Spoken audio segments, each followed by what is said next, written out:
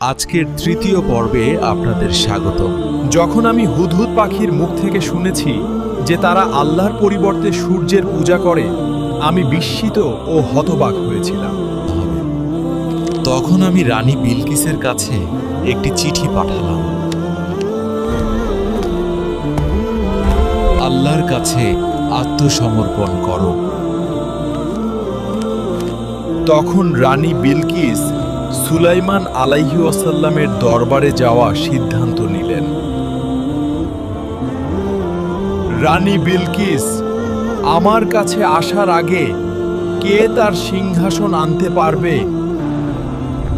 আমি সিংহাসন এনে দেব অল্প সময়ের মধ্যে। আমি চোখের পলকে সিংহাসন এনে দিতে পারব।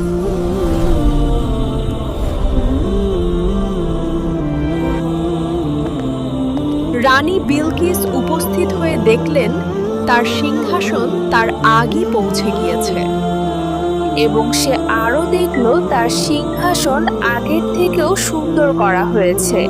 এটা দেখে সে বিস্মিত হতভাগ হয়। আমি সুলাইমান আলাইহি ওয়াসাল্লাম। আমার বাকি পর্বগুলো দেখতে সাবস্ক্রাইব করে পাশে থাকুন।